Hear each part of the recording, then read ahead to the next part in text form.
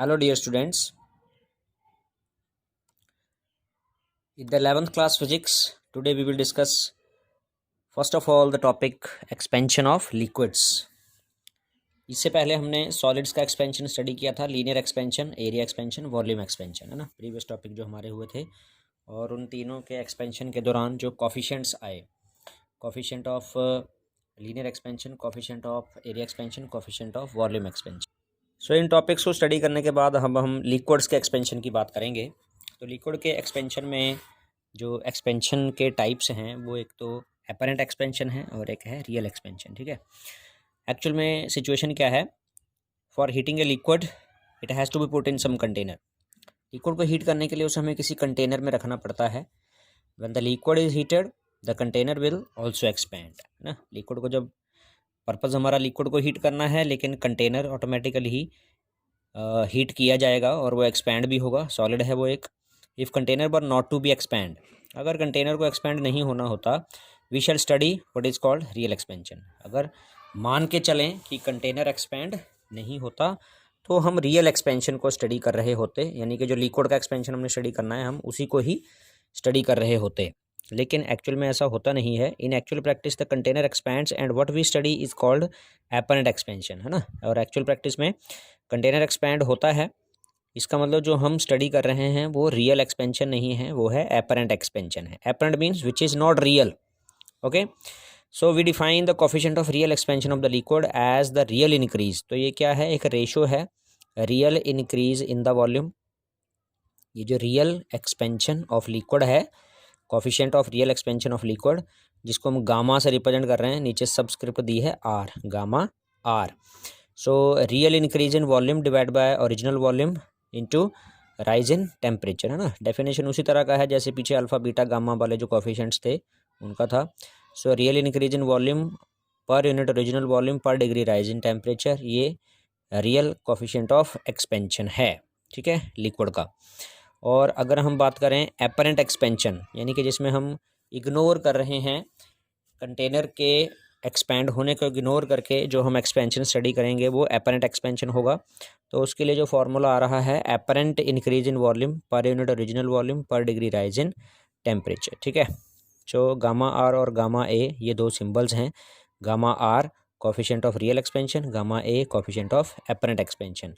Gamma r and gamma a are measured in per degree Celsius and per degree kelvin, है ना। दोनों का ये जो यूनिट है पर केल्विन या per degree Celsius. Obviously gamma r जो रियल कोफिशिएंट ऑफ एक्सपेंशन है, क्योंकि उसमें ऐड हो रहा है, कंटेनर का एक्सपेंशन भी ऐड हो रहा है, तो इसलिए गामा आर की वैल्यू गामा ए से बड़ी होगी। Coefficient of real expansion coefficient of apparent expansion से बड़ा होगा।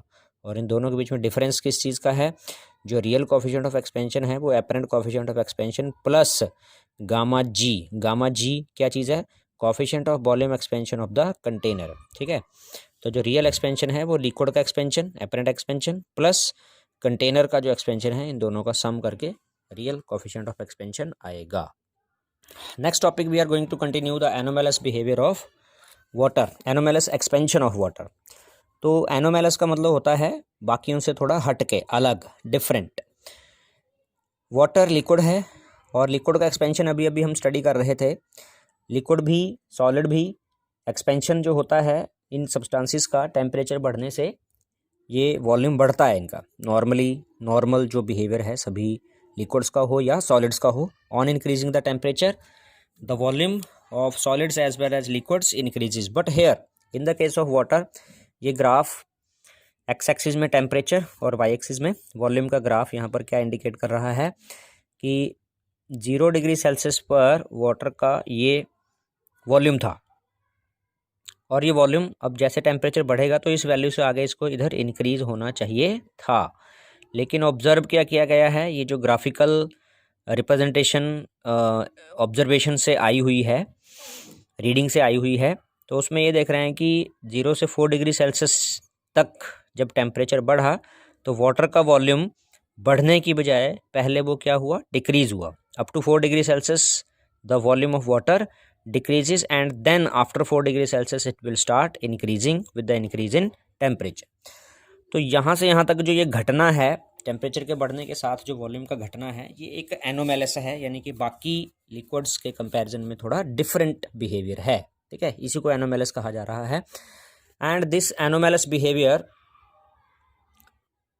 here is written that this anomalous behavior of water plays an important role in the survival of sea animals in the cold winter। सर्दियों में animals के survival के लिए ये anomalous behaviour बहुत इंपॉर्टेंट रोल प्ले करता है, as explained below. In winter the temperature of surrounding falls. सर्दियों में होता क्या है, सराउंडिंग का टेम्परेचर घटता चला जाता है।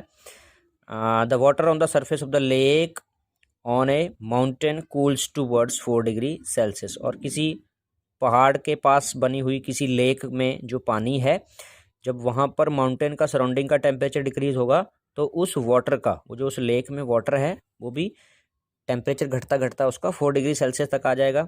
एंड बिकम्स डेंसर, क्योंकि टेम्परेचर बढ़ने से, ये घटने से क्या होगा, वॉल्यूम डिक्रीज होगा। वॉल्यूम डिक्रीज होगा तो डेंसिटी बढ़ेगी, है ना।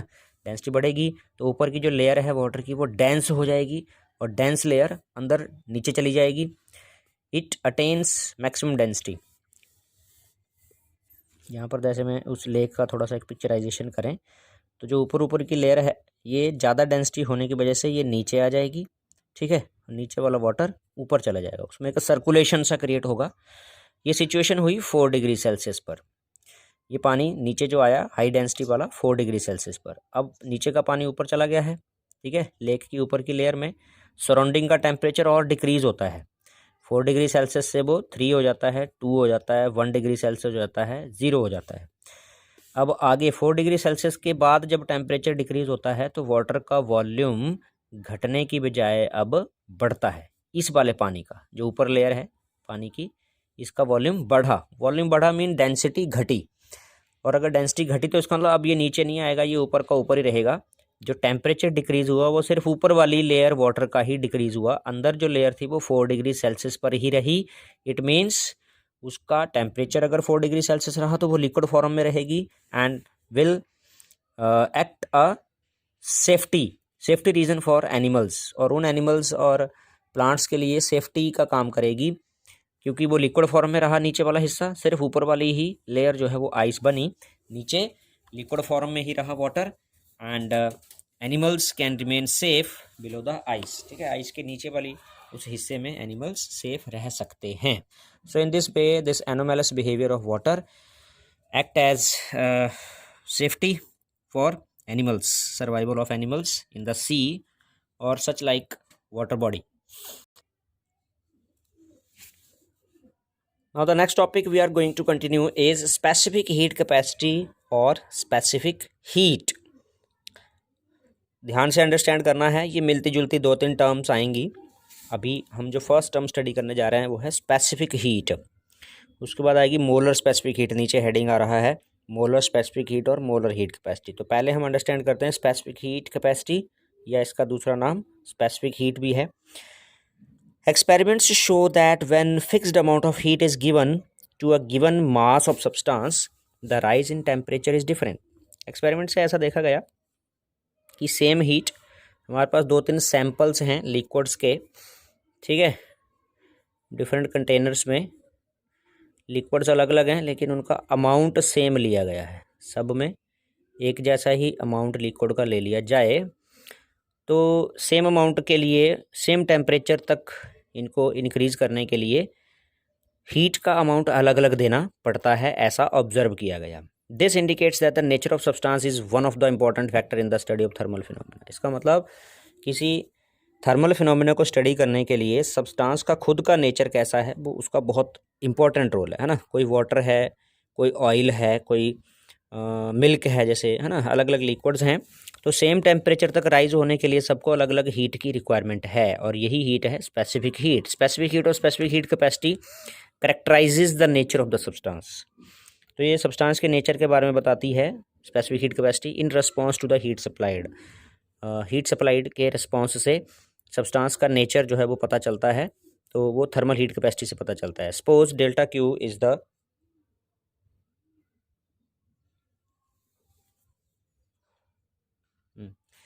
delta Q is the small amount of heat energy required to raise the temperature of certain mass m। कोई सब्सटेंस है जिसका मास है m और उसको एक सर्टेन टेम्परेचर तक इंक्रीज करने के लिए amount of heat required delta q है। सो डायरेक्टली रिलेशन क्या देखा गया कि हीट रिक्वायर्ड डायरेक्टली प्रोपोर्शनल होगी उस सब्सटेंस के मास के, जितना ज़्यादा मास उतना ज़्यादा हीट रिक्वायर्ड होगी। डेल्टा क्यू यहाँ हीट रिक्वायर्ड को रिप्रेजेंट कर रही है, ठीक है। Greater the mass of substance larger is the amount of heat required to raise the temperature. दूसरा delta q amount of heat required जो है डिपेंड कर रही है कि टेम्परेचर कितना बढ़ाना है, डेल्टा टी, ठीक है, डेल्टा टी पे डिपेंड कर रही है। इन दोनों इक्वेशंस को कंबाइन कर देते हैं तो delta q directly proportional to m delta t, और प्रोपोर्शनलिटी साइन को हटा के जो कांस्टेंट लिया s is the specific heat capacity here, ठीक है, ये जो कांस्टेंट प्रोपोर्शनलिटी का आया। सो एस का फॉर्मूला यहाँ से क्या आ जाएगा, एम डेल्टा टी को इधर ले आएंगे तो ये लिखा है s equals to delta q upon m delta t. तो क्या डेफिनेशन बनेगा, specific heat of a substance may be defined as, ये specific heat, amount of heat required to raise the temperature, ये अमाउंट ऑफ हीट है, amount of heat required to raise the temperature of unit mass of substance, ये unit mass हो गया नीचे, through unit degree Celsius या unit degree temperature, 1 degree temperature तक substance के unit mass का टेम्परेचर 1 डिग्री सेल्सियस बढ़ाने के लिए जितनी हीट की रिक्वायरमेंट होगी that will be called as specific heat of the substance, ठीक है। इसी फार्मूला में हमने m और डेल्टा टी को 1 सब्स्टिट्यूट कर दिया, m की value mass of substance unit कर दिया, टेम्परेचर को यूनिट कर दिया, तो स्पेसिफिक हीट किसके बराबर हो गई, अमाउंट ऑफ हीट रिक्वायर्ड, इसीलिए डेफिनेशन में यही कहा गया defined as the amount of heat required, ठीक है। जहाँ तक बात है इसके यूनिट की तो डेल्टा क्यू का यूनिट हो जाएगा कैलोरी, ठीक है, ये वाली जो टर्म है हीट रिक्वायर्ड कैलोरी में हो, मास सब्सटेंस का ग्राम में हो और टेम्परेचर डिग्री सेल्सियस में हो, तो कैलोरी पर ग्राम पर डिग्री सेल्सियस, ठीक है। And we may also write it as calorie per gram पर केल्विन भी कह सकते हैं, क्योंकि डिग्री सेल्सियस और केल्विन की जो डिवीज़न है वो एक जैसी हैं, बराबर वैल्यू की डिवीज़न है इनकी। The SI unit of specific heat is, यहाँ जूल आ जाएगा, यहाँ कैलोरी ना यूज़ करके हम जूल पर किलोग्राम पर केल्विन, तो ये एसआई यूनिट है। जहाँ तक बात है वाटर की स्पेसिफिक हीट, ठीक है, तो ये पीछे चैप्टर में आया हुआ है कि 1 कैलोरी होती है वाटर की स्पेसिफिक हीट। वाटर के टेम्परेचर 1 ग्राम वाटर के अमाउंट का टेम्परेचर 14.5 से 15.5 डिग्री सेल्सियस तक पहुंचाने के लिए जिस हीट की रिक्वायरमेंट होती है उसको बोलते हैं 1 कैलोरी। सो 1 कैलोरी वाटर की स्पेसिफिक हीट है, 1 कैलोरी पर ग्राम पर केल्विन। तो इसको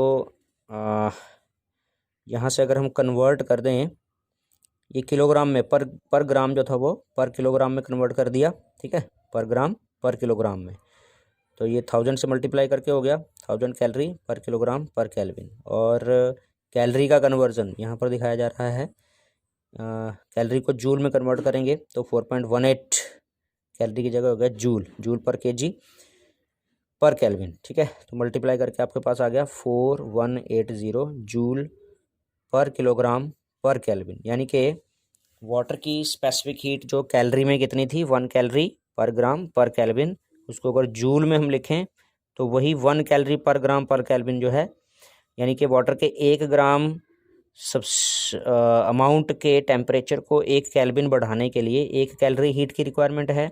और अगर 1 किलोग्राम अमाउंट की बात करें, है ना, 1 किलोग्राम वाटर का अमाउंट हो और उसका टेम्परेचर हमें 1 केल्विन बढ़ाना है, तो हीट रिक्वायर्ड जूल्स में कितनी हो जाएगी 4180 जूल के बराबर हीट उसको चाहिए होगी।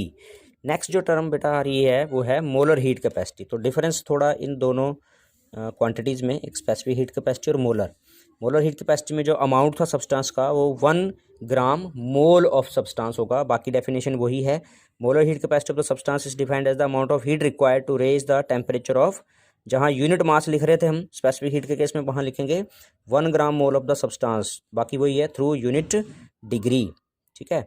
यूनिट एसआई यूनिट और उसकी भी बात करें तो कैलोरी ग्राम पर मोल, यहाँ थोड़ा सा जो चेंजेस आएंगे, जो सब्सटेंस का अमाउंट पहले हम ग्राम ले रहे थे पर ग्राम या पर किलोग्राम ले रहे थे, वहाँ पर ग्राम पर मोल, जो मोलर मास है सब्सटेंस का वो ग्राम पर मोल में होता है, तो यूनिट हो गई calorie gram per mole per degree Celsius, okay, या calorie gram per mole per kelvin, ये मोलर स्पेसिफिक हीट की unit. And by definition 1 mole of any substance is the quantity of the substance whose mass in gram is numerically equal to the molecular mass. Substance का जो 1 मोल होता है किसी substance का, जिसका grams में जो मास है उसके मॉलिक्यूलर मास के बराबर हो, वो उसका 1 ग्राम मोल होता है। फार्मूला में जो थोड़ा सा चेंज आ रहा है, कैपिटल M, ठीक है, यानी कि ये जो स्मॉल s है ये तो 1 ग्राम अमाउंट सब्सटेंस का टेम्परेचर 1 डिग्री सेल्सियस तक बढ़ाने के लिए जितनी हीट चाहिए वो हो गई स्मॉल s, और ये उसका टोटल मास हो गया। तो टोटल मास से मल्टीप्लाई कर देंगे, 1 ग्राम को जितना हीट चाहिए होगी मल्टीप्लाइड बाय, ये मान लो 50 ग्राम है तो 50 ग्राम से मल्टीप्लाई कर देंगे तो वो टोटल हीट आ जाएगी, यानी कि मोलर स्पेसिफिक हीट आ जाएगी। तो मोलर स्पेसिफिक हीट के लिए सिंबल ये हो गया C = M × S, उसका formula.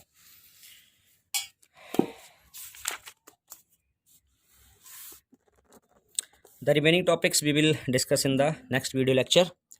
Till then, keep studying, keep healthy, and be safe. Okay, bye.